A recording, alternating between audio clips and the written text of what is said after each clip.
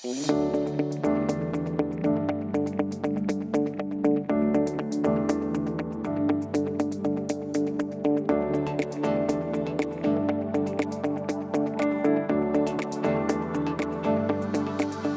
días, bienvenidos a Experiencia del Paciente, transformando la atención en el sector de salud. Un webinar desarrollado por América Economía y Clínica Bíblica de Costa Rica, donde hablaremos sobre cómo la experiencia del paciente se ha convertido en un factor clave para mejorar la calidad de la atención en el sector de salud. Mi nombre es Natalia Vera, soy editora ejecutiva de América Economía y me encargaré de moderar este espacio en el que también comentaremos algunos hallazgos del listado de clínicas y hospitales de Latinoamérica 2024. Para ello vamos a conversar con Guillaume Corpart, creador y director de la firma de investigación del mercado de salud Global Health Intelligence, que nos ayudó a elaborar este listado que nos da un vistazo de cómo los centros de salud se vienen preparando para ampliar el acceso a la salud y mejorar también su calidad, y también comentar algunas tendencias globales que viene enfrentando este sector. Hola Guillaume, buenos días, muchas gracias por participar. Gracias, Natalia, por la invitación. Siempre un gusto. Te doy el pase para que inicies tu presentación y en paralelo vamos a ir conversando algunos puntos interesantes. Claro que sí, gracias, Natalia. Es súper interesante ver el tema de la salud, en particular en América Latina, por todos los cambios que estamos viendo a nivel global y cómo están afectando también los hospitales en la región. En este caso, ayudamos a elaborar el listado de las clínicas y los hospitales mejor equipados y mejor preparados a nivel regional. Y los hospitales y las clínicas se preparan realmente en función de las necesidades que demandan los pacientes. Y para eso empezamos a ver algunas macro tendencias o algo que llamamos las fuerzas imparables en el sector de la salud. Siguiente diapositiva, por favor. Cuando hablamos de las fuerzas imparables, realmente estamos hablando como las fuerzas de la naturaleza, como es la marea. Cuando llega la marea, suben todos los barcos y cuando se va, bajan todos los barcos. La intención no es de controlar estas fuerzas imparables, porque no se puede, sino más bien estudiarlas para que podamos aprovechar de las oportunidades que se presentan y más que nada estar mejor preparados para enfrentar las necesidades futuras que exigen, en este caso, el sector de la salud. Siguiente, por favor. Cuando hablamos de las fuerzas imparables, el primer factor que realmente tenemos que detectar y que impacta el sector de la salud a nivel mundial es pues el crecimiento de la población global. Vemos que la población global va a alcanzar 9.000 millones de personas de aquí a los próximos 15 años. Esto significa que pues vamos a tener mucho más demanda de todos tipos de productos y servicios y desde luego pues los servicios de la salud. Tenemos que estar preparados para eso. Y más que nada en América Latina, porque cuando vemos el crecimiento poblacional a nivel global y el crecimiento de cada región del mundo, vemos que América Latina es una de las regiones que más rápido crece todavía en cuanto a su población. Y por ende, pues vamos a necesitar todavía más servicios de salud en nuestra región. Guillaume, y en ese sentido, las gráficas nos muestran que efectivamente América Latina es una de las regiones cuya población está creciendo más rápido, pero eso también implica un envejecimiento de la población, ¿no? ¿Tú cómo ves a lo largo de estos estudios que vienen haciendo anualmente, cómo se están preparando los centros de salud para atender no solamente un aumento de demanda, sino también a una población de mayor edad? Totalmente. De hecho, es una pregunta muy interesante, Natalia, porque vemos que hasta la política pública está cambiando. Recientemente, pues, hay una nueva presidenta en México, Ujú. Claudia Sheinbaum, y cuando habla de temas de salud, Claudia Sheinbaum habla particularmente en cuanto de la salud de la mujer y salud de las personas mayores de edad. Entonces, no solo es una cuestión de cómo nos estamos preparando, sino Ujú. también de la política pública que acompaña eso y de cómo se preparan los gobiernos para atender las necesidades de la población en nuestros países de la región. Y el ejemplo de Claudia Sheinbaum es perfecto porque la ancla de la salud en su campaña fueron las personas mayores de edad y las mujeres. Claro, es una población importante a atender, a tomar en cuenta. Totalmente, Sigamos, totalmente, totalmente. sigamos con la presentación, por Gracias. favor. Sí. Entonces, Hay otro factor aquí que estamos viendo, Natalia, que es el cambio demográfico de la población, y lo vamos a ver en la siguiente diapositiva. Aquí lo que estamos notando es que hay un cambio demográfico, la siguiente por favor, un cambio demográfico de las personas en nuestras regiones. Y este cambio demográfico empezó hace 40 años más o menos, cuando hay más personas que empezaron a estudiar y tener carreras de estudios más largos, y cuando las parejas empezaron a casarse más tarde en la vida, pasaron de casarse en los 20 años hasta los 30, 35 años y empezaron a tener hijos más tarde en la vida y tener menos hijos. Esto causó que hoy en día tenemos un envejecimiento de la población. Hay más personas adultas y adultos mayores que nunca antes. Y cada vez hay menos niños o bebés en nuestra sociedad.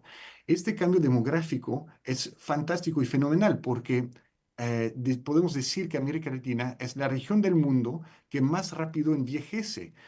No es que envejecemos más rápidamente en América Latina, sino que el cambio demográfico hace que a la curva de edad se está moviendo hacia la derecha.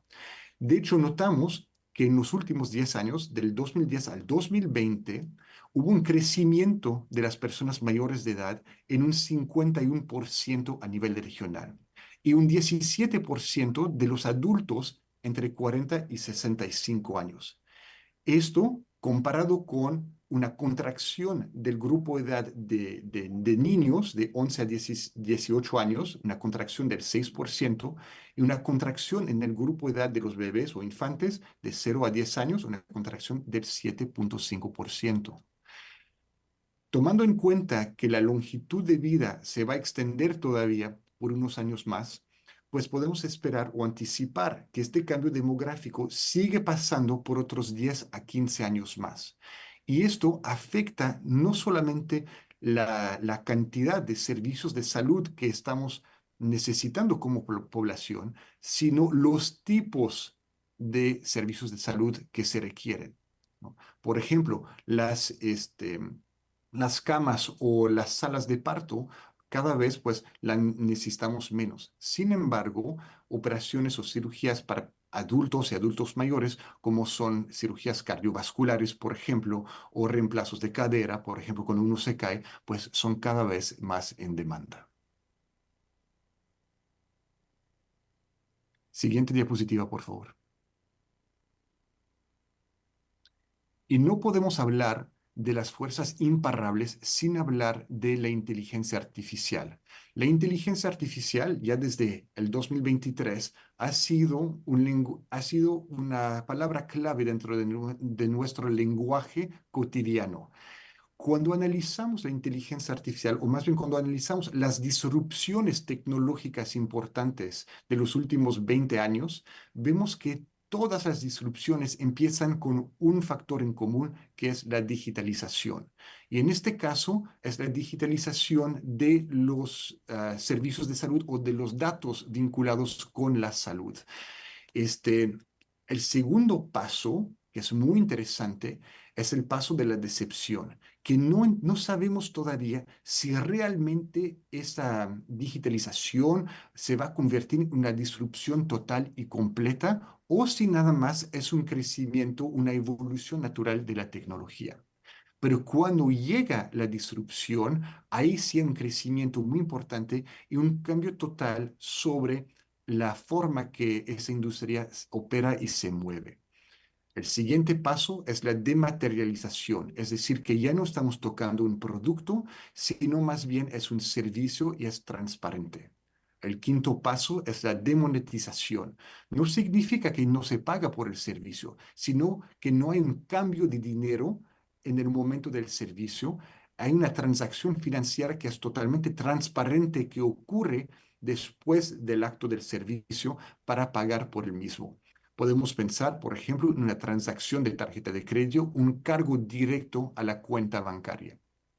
El último paso es la democratización, en el cual todo mundo puede acceder al servicio o al bien de servicio, en este caso, de forma totalmente democrática y en algunos casos hasta gratuita. El ejemplo perfecto de esto es en la música.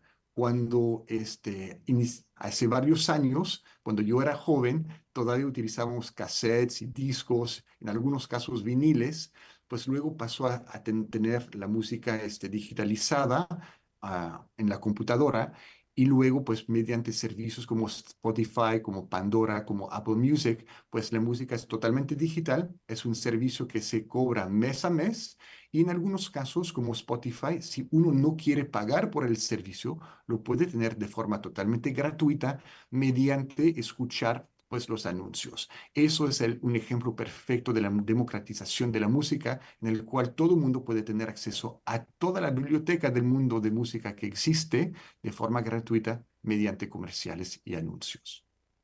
Este, Entonces aquí vemos algunas industrias que han sido totalmente transformadas por la tecnología en las últimas décadas, como son, por ejemplo, los servicios de turismo mediante servicios como Expedia, hoteles.com, entre otros, la industria de los transportes, de los taxis, que pasan de taxis a Ubers, o en nuestras regiones podemos también hablar de Didi o algunos otros servicios, de la entrega de bienes y productos con empresas como Rappi, por ejemplo, este, y algunos servicios también en el sector de la educación o del derecho, pues existen servicios como Coursera o Udemy, donde uno puede ir a aprender online que está cambiando la forma de que se educan las personas y alejándose de las universidades o las instituciones claves como universidades, escuelas, y van online, o servicios legales donde uno puede atender a servicios como LegalZoom, donde tienen formatos y machotes online que uno puede comprar y adaptar a sus necesidades. Dentro de esto, algo muy interesante es que el sector de la salud realmente no ha sido disrumpido por la tecnología todavía. Y la gran pregunta es, ¿será que la inteligencia artificial sea el detonador de esta disrupción tecnológica o no? No se sabe todavía, pero una cosa es segura, es que viendo cómo está evolucionando el tema de la inteligencia artificial, tiene muchas características que nos dejen entender y prestar a entender que de aquí a 2, 3, 4 años, pues tendremos las aplicaciones necesarias para hacer que la tecnología rinde y aporte mucho y se cambie la forma en las cuales nosotros tenemos acceso a la salud como son pacientes. sobre el tema de inteligencia artificial, ahora efectivamente el sector salud no se ha caracterizado por modernizarse tecnológicamente como vienen haciendo otras industrias, como has mencionado en la diapositiva. Es interesante el tema de la inteligencia artificial, ¿no? Que avanza a pasos agigantados, pero ¿en qué casos concretos tú crees que realmente puede ser el punto de partida para el sector de salud para que realmente sea más digital, más tecnológico y también más eficiente para el servicio de cara a los pacientes? Excelente pregunta, Natalia. Siento que lo que hemos visto hasta el momento son avances tecnológicos utilizando inteligencia artificial, pero no una disrupción Ujú. total del sector salud utilizando inteligencia artificial. Eso implicaría mucho más entretejido entre los servicios y la cadena total de suministro de servicios general. Pero algunos ejemplos donde se puede utilizar inteligencia artificial hoy en día, que lo hemos visto, es, por ejemplo, detección de cáncer, ¿no? O análisis de diagnóstico por imagen. Entender mejor los padrones en los cuales están evolucionando los casos, las imágenes, los cánceres, etcétera, para precisamente entregar un mejor diagnóstico al paciente de forma más temprana. Eso es un caso concreto que existe hoy en día, que se ha estado trabajando en los últimos años. Pero Claro, sobre el impacto general o generalizado de la inteligencia artificial, yo siento que podríamos también estar hablando de cómo mejoramos la eficiencia de los servicios. ¿Cuántas veces uno como paciente va a un hospital o una clínica y está ahí esperando 1 hora o 2 horas para que le atienda un médico o una enfermera? ¿No habrá manera de utilizar inteligencia artificial precisamente para programar mejor el uso de los recursos y hacer que los pacientes lleguen 15 minutos antes, 20 minutos antes y no estén perdiendo medio día? ¿No habrá manera de programar el uso de los equipos para que estén justo disponibles cuando el paciente esté llegando? Probablemente sí. Y también del otro lado de la cadena, al terminar un diagnóstico, una visita, utilizar inteligencia artificial para dar el seguimiento con el paciente, ya sea la entrega de resultados, ya sea comunicarse con siguientes pasos, ya sea también dar seguimiento sobre los pasos a seguir para un tratamiento, explicar mejor lo que hay que hacer, cómo se tiene que tomar las pastillas o recordar sobre la fisioterapia que se tiene que hacer. Todo eso se podría hacer mediante inteligencia artificial generativa. Por el lado médico per se y también por el tema de la gestión de salud, ¿no? Por esos dos frentes nos puede ayudar. Totalmente, sí, sí, sí, 100%. Listo. Sigamos, por favor, Guillaume.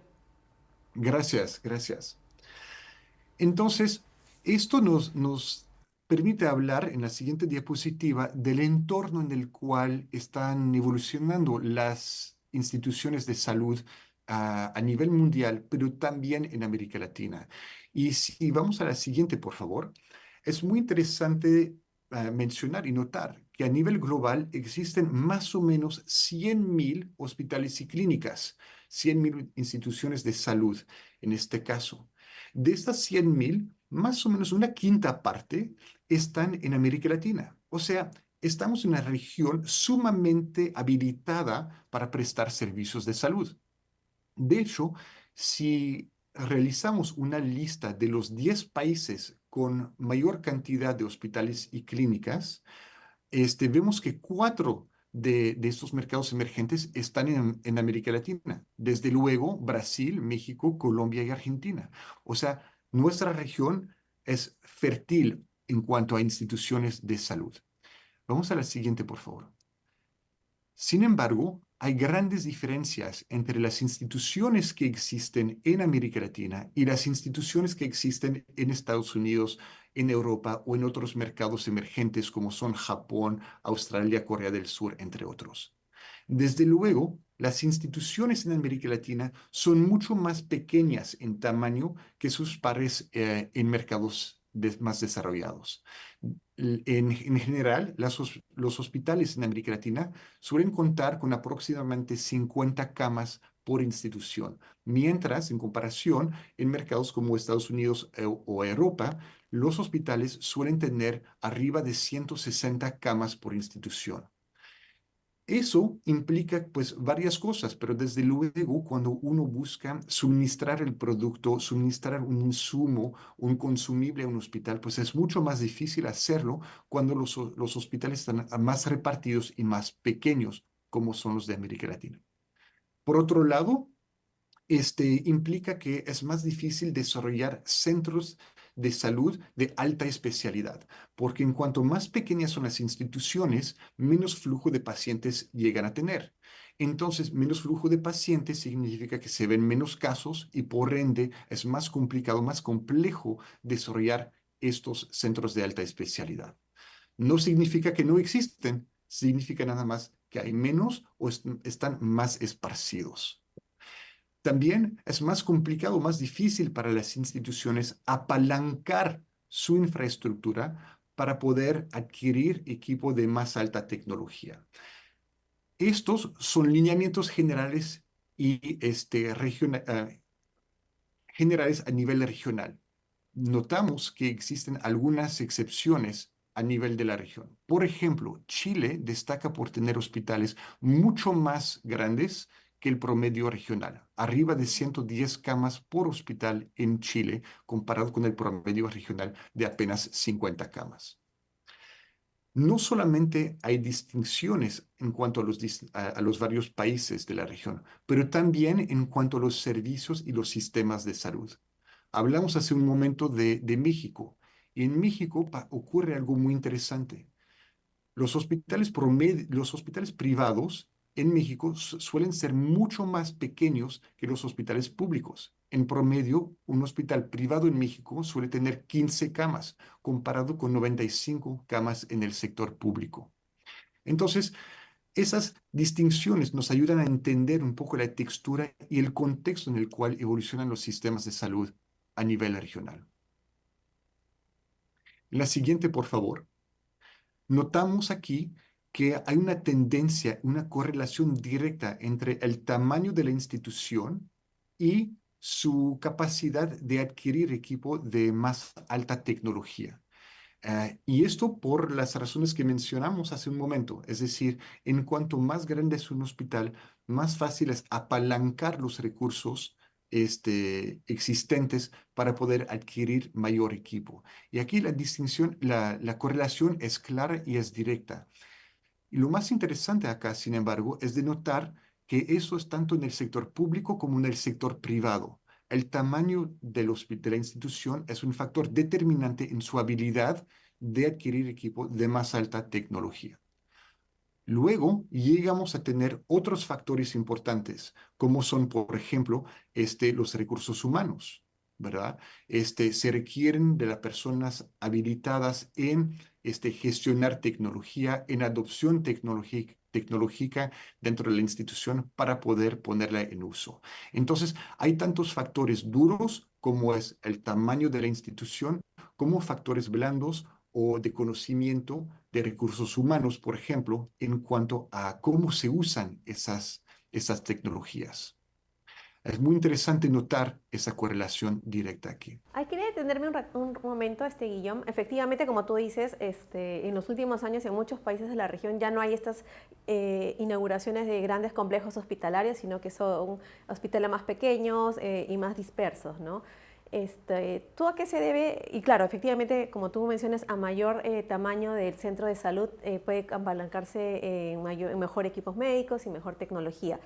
Pero bueno, no se está dando ese caso. Más allá del tema de financiero, ¿qué otros, y de capital humano, qué otros sectores se pueden dar de por qué ya no se construyen este tipo de complejos hospitalarios? Creo que es una observación que se ha notado desde los últimos 15 años para acá, ¿verdad? Y no es que no se crean más hospitales de gran tamaño o de gran porte, sino más bien yo estoy notando que tiene que ver con la demografía y cómo están distribuidas las personas en un país. Y hay muchas ciudades secundarias en las cuales se buscan otros tipos de servicios de salud, donde ya hay un hospital general, pero se hace falta un hospital de alta especialidad en un caso en particular. Por ejemplo, obesidad o diabetes, por ejemplo, o cardiología o cancerología, como es el de México como ejemplo. Entonces, aquí notamos que están apareciendo hospitales de especialidades, aunque no sean muy grandes, son de especialidad médica, y entonces pues suelen tener menos camas, ser más chicos, pero mucho más especializados. Ya se convierten de forma natural en centros de especialidad para un tema en particular donde pueden acudir los pacientes. Listo, gracias Guillaume. Sigamos con la presentación, por favor. Gracias, gracias.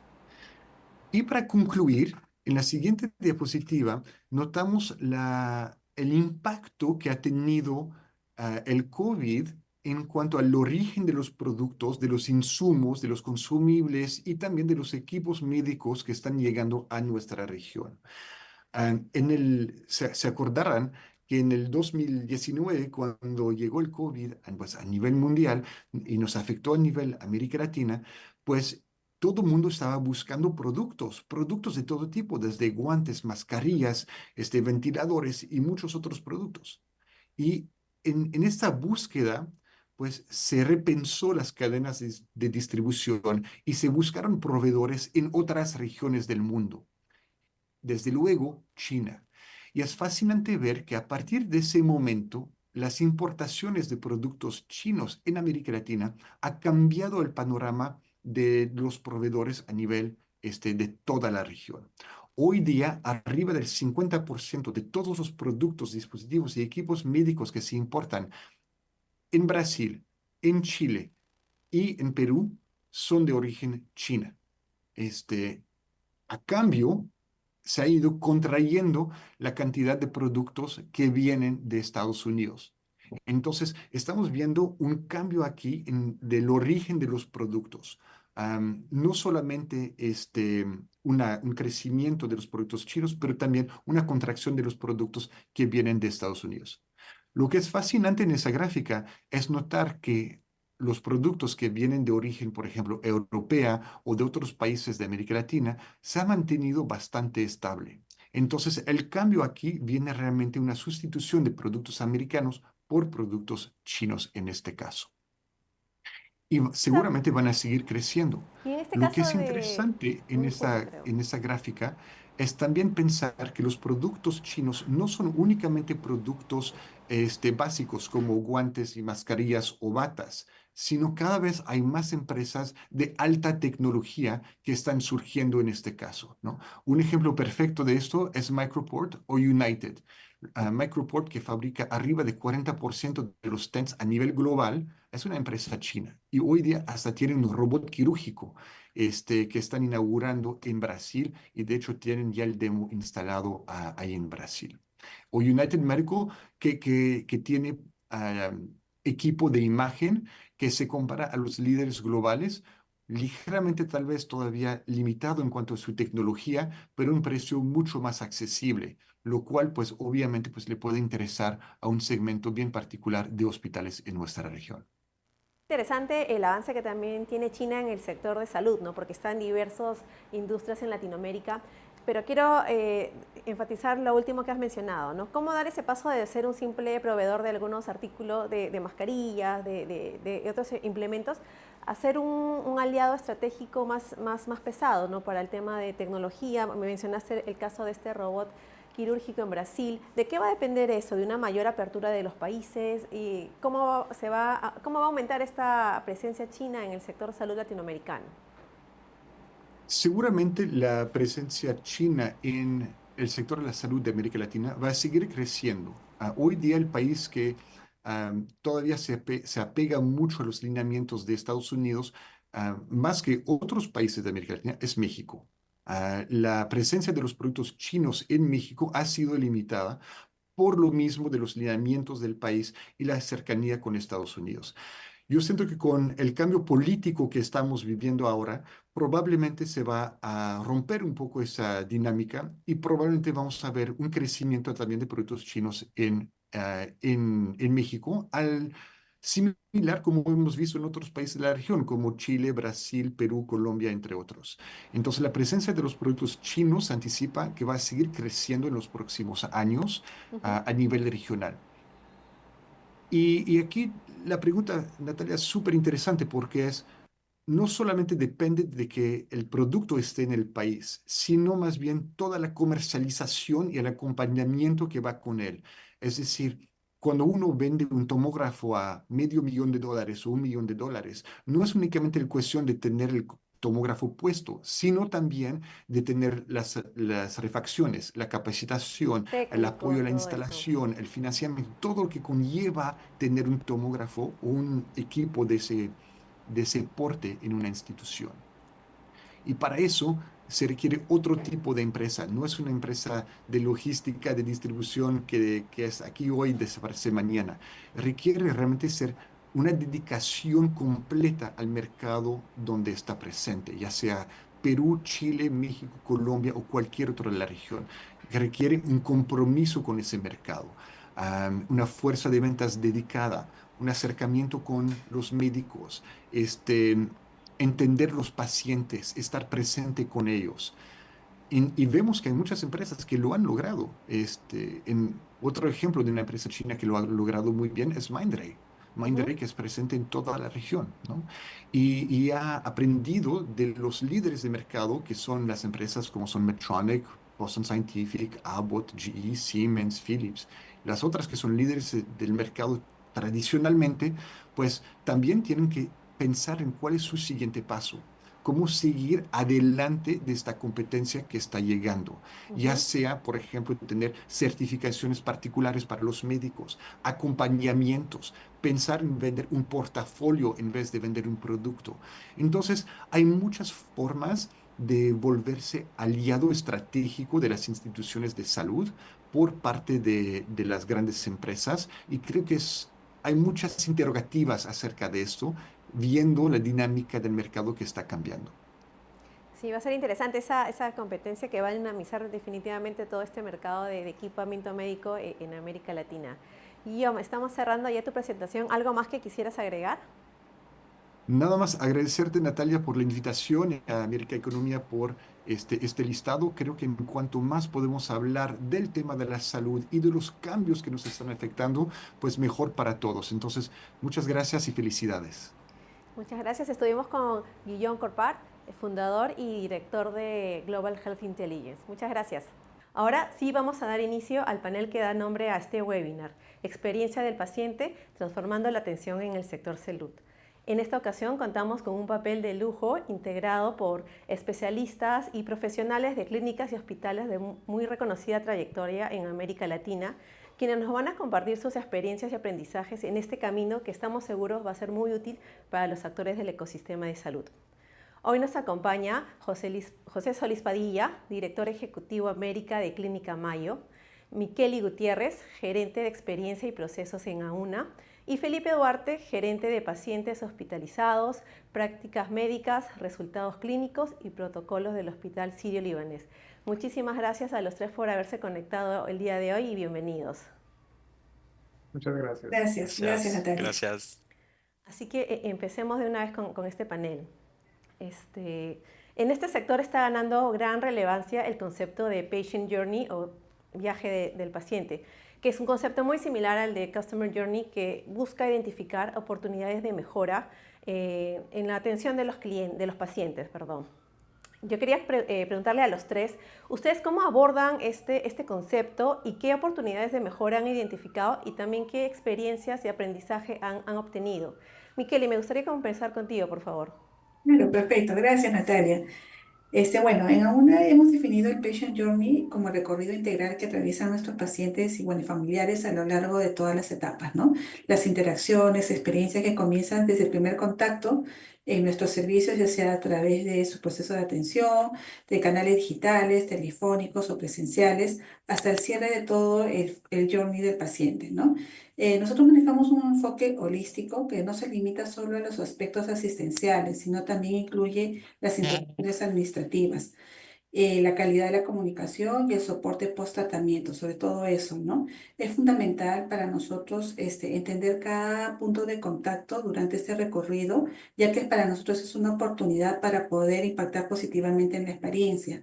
Nosotros hemos trabajado herramientas estratégicas, venimos trabajando, como por ejemplo el mapeo de procesos a través de blueprints, encuestas de NPS, también trabajamos la parte de satisfacción, los PREMS y PROMS, que son herramientas nuevas que se han salido acá, ¿no?, últimamente para mediciones y que ya estamos implementando a nivel de todas nuestras clínicas a nivel regional. Estas encuestas nos dan un poco más de detalle sobre los criterios de evaluación, ¿no? Entonces, esto nos da a nosotros mucha información para saber cuáles son nuestros puntos débiles, dónde están nuestros dolores y sobre eso accionar y sobre todo trabajar de manera articulada con la parte médica, asistencial y administrativa, ¿no? Para nosotros lo más importante es la comunicación del paciente. Para eso contamos con un consejo de paciente nos reunimos una vez al mes, donde compartimos todas nuestras experiencias para escucharlos puede ser desde una carta, ¿no? ¿Qué opinan? ¿Cómo está elaborada? Si tiene términos fáciles, porque a veces los términos médicos son complicados, ¿no? Entonces, recibimos una retroalimentación directa con ellos y que nos aseguran un poco el tema de cómo estamos manejando la línea de experiencia, ¿no? Además, tenemos plataformas digitales, que con estas plataformas digitales también abordamos un poco el tema de la experiencia del paciente cuando tienen preguntas frecuentes, ¿no? Para que sea de una manera mucho más rápida la respuesta. Trabajamos con automatizaciones de procesos para que reduzcan la carga administrativa y eso ha mejorado significativamente la accesibilidad a nuestros servicios, ¿no? Como les comentaba, para nosotros es fundamental el tema de la escucha activa para lograr un feedback constante de nuestros pacientes, ¿no? Además, también tenemos un proceso de mejora continua, que significa que está mapeado en la parte de estrategias que implementamos y que están constantemente evaluadas, ¿no? Y esto nos lleva a una mejor atención de nuestros pacientes. Gracias, Miquel. Y qué interesante lo del consejo del paciente, porque me imagino que tiene una voz directa de realmente lo que los usuarios de sus Sí, servicios tienen que decir. Qué interesante. sí, Gracias, es gracias, muy Miquel. valioso. Seguimos contigo, José. Sí, muchas gracias. Pues mira, para nosotros, como ustedes saben, somos una organización que nos fundamos hace 160 años. Nuestro valor principal es las necesidades del paciente son lo primero. Entonces, desde que nacimos, hemos crecido con el interés de poner al paciente en el epicentro de todo lo que hacemos. Y, por ejemplo, también es importante que les comente un poquito cómo es nuestro setup, ¿no? Nosotros tenemos a todos los médicos bajo salario en la organización. Entonces tenemos la parte ambulatoria y la parte de hospitalización, todo sobre una misma estructura, lo cual nos da mucha continuidad en la parte de consulta externa y en la parte de hospitalización. Y les doy este preámbulo porque la definición más simple que les puedo decir de Mayo Clinic es que somos una organización liderada por médicos. En todos nuestros comités siempre va a haber un médico, inclusive en el comité de experiencia del paciente está liderada por un médico, administrada por profesionales. ¿Qué quiere decir? Que no hay decisiones unilaterales o decisiones únicamente tomadas por una persona. Funcionamos bajo comités. Entonces, todos los comités liderados por médicos, administrados por profesionales, es decir, ponemos todas nuestras capacidades juntos de administradores, enfermeras, técnicos, a todos los niveles para decidir sobre las cuestiones que hacemos. Y todo lo que hacemos tiene un modelo de ingeniería. Esa es la definición de Mayo Clinic. Entonces, te puedo decir que cada paciente nuevo que viene a Mayo Clinic va a pasar una hora con un internista, en el cual el internista va a hacer interconsulta en tiempo real enfrente del paciente para determinar su plan de cuidados. ¿Esto qué quiere decir? Que tú como paciente no vas de doctor en doctor a decir tu historia y tus dolencias. Un doctor captura todo, hace una historia clínica y hace interconsulta en tiempo real. Es decir, tú no tienes que ir con el cardiólogo porque el internista hace la interconsulta. Si lo determinan necesario y prudente, se hace, pero si no, solamente es para enriquecer tu cuidado médico y tu plan de cuidados. Y así puede ser 1 o 5 o 10 especialistas en tiempo real. Por eso la consulta es de una hora. ¿Esto a qué nos lleva? A que cada paciente que viene a Mayo Clinic sale con un paciente, con un diagnóstico nuevo o adicional. El 80% de los pacientes que vienen a Mayo Clinic tienen un diagnóstico nuevo o adicional que se encuentra en Mayo Clinic. Y es muy común que los pacientes se vean el lunes en la mañana con el internista, se les programe una batería de estudios. Todos los estudios se realizan y son leídos y finalizados en una hora. Es decir, el día de hoy vienes a Mayo Clinic el lunes, el martes en la mañana tienes tu ecocardiograma y el martes en la tarde ves al cardiólogo. Imagínate el poder de este sistema de ingeniería que mueve al paciente en este viaje, en este journey, para encontrar y definir los diagnósticos que muchas veces ha pasado años buscando y que no ha tenido la oportunidad de tener a todos los especialistas viéndolo al mismo tiempo. Entonces, este es el Patient Journey que nosotros tenemos dentro de Mayo Clinic, en donde todos los especialistas y subespecialistas trabajan juntos para el beneficio del paciente en la parte ambulatoria. En la parte de internación, pues siempre están los especialistas rotando y viendo a los pacientes para optimizar sus tiempos de estancia. E inclusive en este Customer Journey que tenemos dentro de la hospitalización, lo que hacemos es tener planes de cuidado, lo que llamamos care plans, integrados en el expediente médico y optimizados con inteligencia artificial, es decir, nuestra inteligencia artificial está viendo los procesos y los valores diarios para determinar qué paciente se está deteriorando o qué paciente es óptimo para irse a casa a descansar o a continuar su cuidado médico. Acuérdate que hoy en día está muy de moda y es muy importante para los pacientes estar fuera del hospital. El hospital cada vez está más en casa dado el avance tecnológico que tenemos y por lo tanto hemos diseñado todo un camino para que el paciente esté el menor tiempo en el hospital, lo cual trae varias eficiencias, pero principalmente satisfacción en el paciente. Y así es como combinamos estos dos ambientes, el ambulatorio y el hospitalario, con todos estos procesos y toda esta ingeniería para determinar qué es lo mejor para el paciente. Y volvemos a lo que comenté al principio. las necesidades del paciente son lo primero. Entonces, eso es lo que nos mueve para seguir mejorando. Gracias, José. Qué importante ahí es el papel del internista como punto de partida de este viaje, ¿no? Para hacerlo lo más amigable posible. Gracias, José. Felipe, cuéntanos ha desarrollado el Hospital Sirio-Libanés el viaje del paciente. Adelante. Bueno, gracias. Creo que compartimos valores muy similares. El paciente en el centro es el más importante para nosotros también acá en Sirio Libanés. Ah, Tener la trayectoria del paciente trae muy distintas oportunidades, no solo que están relacionadas con la gestión del cuidado, sino también con la eficiencia, la reducción de desperdicios, la alienación de valores y, por supuesto, la mejor experiencia.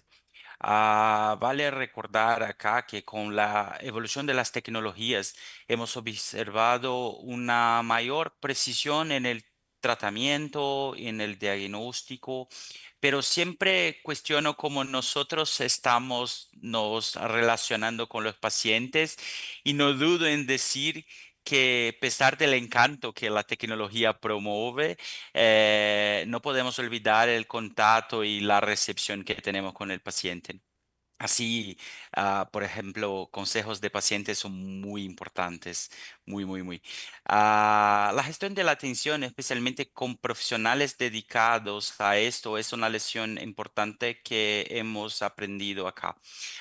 Dedicamos para algunas situaciones clínicas a una enfermera dedicada, profesional que administra el caso y según factores desencadenantes de calidad en el recorrido y los puntos de contacto que se extiende al seguimiento de los resultados clínicos, nosotros podemos mantener la conexión y el apoyo en la organización de recorridos de atención específico, capturando medidas de resultados y también de experiencia. Entonces, para nosotros, la gestión de cuidado en la trayectoria del paciente tiene mucha conexión con profesionales específicos como una enfermera que hace esta gestión y nos ayuda no solo con las intervenciones real time, más también, pero también con las medidas de resultados.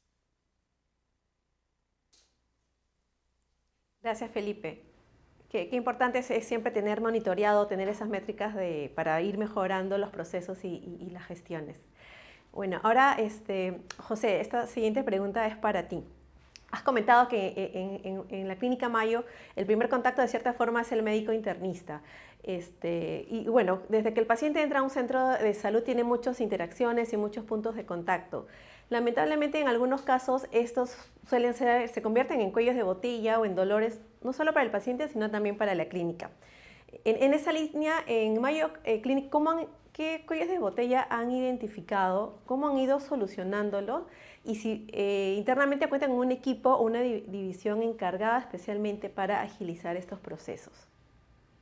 Gracias por la pregunta y una pregunta bastante importante. Yo creo que todas las organizaciones tenemos estos problemas de optimización. Pero te platico un poquito cómo está Mayo Clinic. Mayo Clinic, como les decía, una organización liderada por médicos, administrada por profesionales con un modelo de ingeniería. Este modelo de ingeniería obviamente está sustentado y existe debido a que tenemos un área interna que se llama Management Engineering en Internal Consulting. Tenemos un grupo de ingenieros que están viendo cada uno de nuestros procesos y la generación de valor, la optimización de procesos, los famosos Value Stream Maps para optimizar todo lo que hacemos. Y pues obviamente siempre vamos a encontrar oportunidades de mejora en áreas administrativas y clínicas. Te platico un ejemplo de las áreas administrativas, la programación de citas. Nosotros sabemos que tenemos que llenar calendarios de los médicos. En mayo existe la programación de nuestro tiempo por 12 semanas. Hoy en día sabemos qué va a hacer cada uno de los empleados de Mayo Clinic y cada uno de los médicos por las siguientes 12 semanas. Entonces, funcionamos con ese modelo de ingeniería, no tenemos waste, tenemos que optimizar esos tiempos y esa es la parte de Management Engineering en Internal Consulting, ¿no? La parte de ingeniería y consultoría interna, que nos ayuda a optimizar para poder tener y ver el mayor número de pacientes. Entonces, Una vez que ya los pacientes vienen a Mayo Clinic, pues obviamente les describí el proceso de que vienen, ven al internista, hacen una serie de interconsultas y existe toda una serie de actividades que se desencadenan. Y el problema es ese, que todas las organizaciones de salud hoy en día a nivel mundial tenemos la limitante en gente, en tecnología y en espacio. Si tú le preguntas a cualquier director general de un hospital o a cualquier junta directiva, hay necesidad de crecer, hay necesidad de comprar más edificios, hacer más edificios, traer nueva tecnología y siempre nos va a faltar gente, principalmente enfermeras y médicos especialistas. Entonces, nosotros tenemos una iniciativa muy, muy grande y muy importante a nivel nacional en nuestras tres sedes que se llama Practice Transformation. Para nosotros la clínica práctica la tenemos que transformar. Y sabemos y hemos hecho mucha investigación y research en el sentido de que nuestros servicios son muy buenos. Somos catalogados como los número 1 en Estados Unidos. Y eso está bien, pero no es suficiente. ¿Por qué? Porque siempre va a haber pacientes que no lleguen a Mayo Clinic. Entonces, la transformación de la práctica para evitar estos cuellos de botella, por ejemplo, de no tener el suficiente espacio para ver el número de pacientes que queremos ver o que necesitan venir a Mayo Clinic, tenemos que transformar esa parte. Hoy en día estamos hablando mucho de cáncer y cómo en lugar de que el paciente venga a recibir servicios de cáncer a Mayo Clinic, los servicios de cáncer vayan a la casa del paciente. Entonces, tenemos una iniciativa, por darte un ejemplo, en donde estamos haciendo ya quimioterapias en casa. Entonces, establecemos protocolos de Mayo Clinic en la casa del paciente para que reciba este cuidado médico. Y obviamente, pues este es un proceso de selección muy cuidadoso. No son todos los pacientes deben de cumplir cierto criterio clínico, pero es una manera de transformar nuestra práctica. ¿Y cómo lo estamos haciendo? Otro cuello de botella que vimos es las organizaciones a nivel internacional siempre están buscando el ser más efectivos en la forma de diagnosticar. Creo que hoy en día todos compartimos la misma tecnología. El CT scan que existe en Perú o en Brasil es el mismo potencialmente que existe en Mayo Clinic. Lo que hace la diferencia es el protocolo y cómo se entrega al paciente y qué pasa después de. Entonces, obviamente tenemos protocolos clínicos para incrementar nuestra eficiencia, nuestra sensibilidad y detectar cosas y dolencias más efectivamente, pero también nos dimos cuenta que parte activa de este seguimiento y este cierre del ciclo para que el paciente reciba los servicios que requiere es que el paciente entienda estos reportes y que entienda cuál es su diagnóstico. Entonces desarrollamos una tecnología en donde manejamos dos reportes. Por ejemplo, el reporte clínico, que es muy técnico, que es, si yo lo leo, pues no lo entiendo porque no soy médico y le voy a pedir a uno de mis amigos médicos que lo interprete por mí. Y hay otro que es más amigable al usuario, en donde viene un lenguaje bastante común y lo veo desde mi portal, en donde me dicen, tu tomografía salió normal, tu hígado se ve normal, tu corazón se ve normal, no tienes que hacer nada o llama a tu médico para seguimiento. Y en términos muy, muy claros y muy simples. Y eso nos hemos dado cuenta que eso nos ha ayudado a cerrar el ciclo en muchos de los pacientes que tenían una cita por programar, que no programaban porque no entendían qué había pasado con su resultado. Cuando tú dices en inglés remarkable o unremarkable finding, para mí no significa nada, para el médico significa bastante. Entonces nos dimos cuenta que había oportunidades de mejorar la forma de interacción con los pacientes. Y lo último que les quiero decir es que esta área de Practice Transformation, yo creo que va a existir el resto de la existencia de Mayo Clinic porque la práctica se tiene que transformar no una vez, se tiene que transformar todos los días por los siguientes 100 años. Así que es una de las iniciativas de las cuales nos sentimos muy orgullosos y sabemos que también hay muchos retos por delante. Gracias, José. Qué interesante esto de descentralizar la atención y llevarlas hacia los hogares de los pacientes, donde también ellos sienten mayor comodidad de recibir el tratamiento y también colabora en su recuperación. Gracias, José. Felipe, ahora la siguiente pregunta es para ti sobre el tema de tecnología, que los tres también lo han tocado de cierta forma, ¿no? Quiero concentrarme en el tema de inteligencia artificial, que es, digamos, la estrella de la tecnología en diversas industrias y en la salud no es la excepción, ¿no? Mucho se dice de que puede ayudar a gestionar los centros de salud más eficientemente y también ayuda a tener un diagnóstico más preciso, más rápido en aras de una mejor atención de los pacientes y una recuperación total. Quería saber, ustedes actualmente, ¿cómo se valen de esta tecnología? ¿La están utilizando? ¿Para qué casos específicamente en el tema de experiencia del paciente? Y también quería que me comentes un poco sobre el tema de la atención virtual extrahospitalaria, ¿no? La telemedicina, como le decían, que se puso tan de moda durante el COVID, pero que ahora como que ha bajado un poco su intensidad. ¿En qué casos ustedes la están utilizando actualmente? Vale, gracias. Hemos utilizado la tecnología de diferentes maneras. Creo que tanto para mejorar procesos que afectan al paciente de forma indirecta, por ejemplo, tenemos algoritmos para previsión de ocupación de camas hospitalares. Sabemos que cuando estás en la guardia, por ejemplo, y necesitas una cama, la peor cosa que tiene es que esperar por la cama. Entonces, nosotros podemos anticipar las necesidades de ocupación, por ejemplo, es una cosa que sabemos que afecta directamente la experiencia del paciente.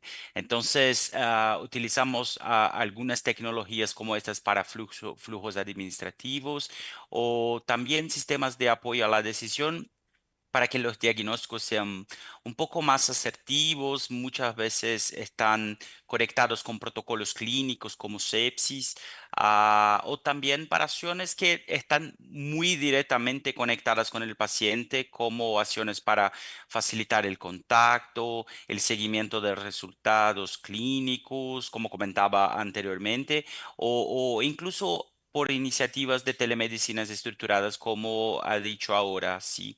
Tenemos una experiencia con telemedicina que se estructuró mucho más después de la pandemia. Creo que todos nosotros aprendemos cómo trabajar más con telemedicina y también la regulación eh, general del servicio por nuestros órganos fiscalizatorios. Tenemos una experiencia muy interesante que es con la alta hospitalaria. Eh, Muchas veces tenemos aquellos pacientes que hacen como procedimientos pequeños o pacientes que están casi listos para salir del hospital y a veces queremos anticipar esta salida no solo para los flujos hospitalares, pero también para una mejor experiencia. Entonces tenemos la telemedicina presente en el contexto hospitalar. Estamos trabajando con la telealta, llamamos así aquí. Es una posibilidad de que nuestros médicos, porque acá no tenemos un staff del sirio-libanés que trabaja solo en sirio-libanés. Tenemos médicos que van acá a otros hospitales y tienen pacientes en otros hospitales también. Entonces, para facilitar el trabajo del médico y también la experiencia del paciente, podemos conectar médico y paciente por tele mismo que ello esté acá hospitalizado. Entonces es una cosa que nos ayuda mucho en ese sentido. También tenemos otro punto que estamos trabajando es en enseñar y capturar a los pacientes en posibles brechas de su ocurrido, como por ejemplo aquellos que tienen alterado exámenes críticos, ejemplo mamografía. Tenemos una inteligencia desarrollada para captar estos pacientes que tienen alteraciones en los exámenes más críticos. La mamografía es un ejemplo que he dicho ahora, que nos señala para que nosotros tenemos el contacto no solo con el paciente, pero también con el médico que ha solicitado el examen, para que no se tarde el diagnóstico o una actuación más precisa. Y creo también que la tecnología tiene un papel muy diferencial en la educación. Un otro ejemplo que tenemos utilizado acá es una campaña relacionada al Octubre Rosa que se destina al diagnóstico precoz del cáncer de mama. Nosotros desarrollamos una inteligencia que es muy similar al chat GPT, pero con una base de consulta limitada y recomendada por profesionales de nuestro centro de oncología. Y tenemos utilizado estos modelos de lenguaje a gran escala que creamos una base sobre la cual el paciente puede hacer preguntas libres y tiene la respuesta como el chat GPT de cáncer de mama de forma muy segura y que trae no solo contenidos que son escritos, pero también vídeos de nuestros profesionales explicando sobre la pregunta, sobre acciones o temas que son correlatos a la pregunta. Esto puede traer, por ejemplo, más seguridad para el paciente en la interpretación de su condición de salud o dudas que tiene, que es mejor que digitar el Google, el Google, tener una respuesta más sólida, ¿sí? Es eso. Gracias, Felipe. Creo que el cáncer de mama es un buen punto de partida para aplicar la inteligencia artificial, ¿no? Es bastante frecuente en la población, puede ayudar mucho a llevar un diagnóstico temprano. Muchas gracias, Felipe. Micheli, ahora sigo contigo. Brindar una buena experiencia del paciente también se convierte en una poderosísima arma de retención de pacientes, ¿no? Tomando en cuenta que la inversión para para adquirir pacientes nuevos es bastante alta en términos financieros, ¿no? Hay algunos estudios que indican que cuesta 25 veces más adquirir un paciente nuevo que retener uno ya existente. Por eso la importancia de generar una óptima atención de alta calidad. Yo quería saber si en AUNA, cómo abordan este tema, qué resultados han obtenido y si tienen métricas sobre adquisición de nuevos pacientes y retención de los actuales. Bueno, en AUNA hemos logrado resultados muy positivos en términos de retención de pacientes. O sea, esto es no solamente el resultado de una buena experiencia, sino también básicamente la satisfacción de que tienen nuestros pacientes en las interacciones que tienen con nosotros. Nuestros pacientes no solamente son los que vienen por atenciones ambulatorias, sino también son de larga estancia, tenemos pacientes oncológicos. Entonces, hemos desarrollado estrategias y programas que nos ayudan a acompañarlos en toda la estancia a través también de cuando vienen, por ejemplo, por una consulta ambulatoria, porque nuestras clínicas son grandes, entonces a veces el paciente también se pierde y, o sea, vamos al tema de que vamos desde el primer contacto que tiene el paciente desde que llega hasta que termina toda su atención.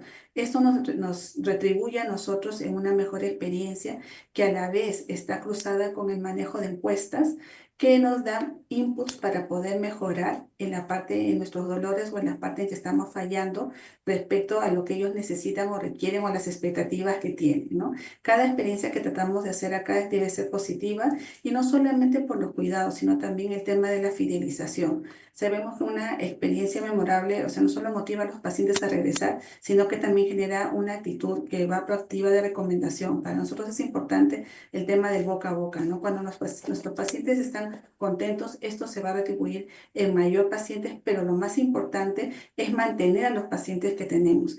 Nosotros manejamos indicadores, herramientas como les había comentado, los NPS, también manejamos indicadores de retención que están manejados por cada una de las clínicas, por cada uno de los servicios, lo cual nos lleva a tener métricas semanales y diarias de cómo vamos yendo con el nivel de personas que regresan y que ya han sido pacientes nuestros. Y tenemos también un indicador que contabiliza aquel paciente que de repente tuvo una larga o un periodo fuera de nuestra institución y han regresado, ¿no? También manejamos un tema de loyalty para nuestros pacientes frecuentes, donde de alguna manera los engreímos con algún tipo de servicio VIP, si se llama así, ¿no? El servicio VIP. Y eso nos permite poder identificarlos a lo largo de su camino en las atenciones que tienen, ¿no? Gracias, Micheli. El tema reputacional también es bastante importante, ¿no? Para, como tú dices, el boca a boca, para atraer más pacientes a las clínicas. La siguiente pregunta es para los tres. Hemos conversado sobre el tema de tecnología, de finanzas, reingeniería, pero ahora me quiero centrar en el factor humano. El equipo médico, enfermeras, incluso administrativos, son quienes finalmente interactúan con los pacientes a diario. En momentos de bastante vulnerabilidad y de posibles dificultades emocionales. Y que más allá de dar una atención eficiente, rápida, es importante el tema de la empatía. Yo quería preguntarles a ustedes cómo, además de, digamos, capacitar o entrenar al equipo a dar un buen servicio, ¿cómo hacen también para que se involucren y entiendan la visión o la cultura que tienen cada una de sus instituciones en torno a dar una buena experiencia del paciente? ¿Cómo enseñarles a cómo actuar, qué decir y cómo decírselos y en qué momento, en momentos en tiempos de, no sé, de un diagnóstico negativo o de un tratamiento largo y complejo? José, me gustaría comenzar contigo. Claro, muchas gracias. Yo creo que es bien importante la pregunta porque, pues, no, una buena respuesta no va a suceder orgánicamente, ¿no? Yo creo que todos requerimos de cierto entrenamiento para esto. Yo te puedo decir que todos los doctores, por ejemplo, aquí de Mayo Clinic, llevan un entrenamiento específico sobre atención al paciente y sobre comunicación con el paciente. Entonces, por un lado, tú sabes, ellos tienen sus capacidades clínicas, su expertise técnico, y eso no está en cuestión, pero yo creo que, pues, dada nuestra filosofía aquí en Mayo Clinic, esa parte importante de interacción con el paciente es algo por lo cual nosotros tenemos entrenamiento específico. Este entrenamiento específico sucede dentro de nuestro centro de simulación.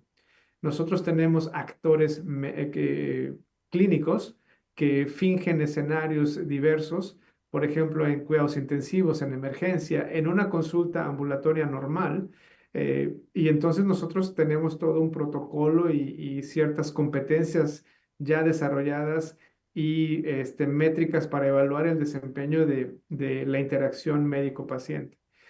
Pero acuérdate que en Mayo Clinic trabajamos en equipo. Uno de nuestros valores principales es el teamwork, el trabajo en equipo.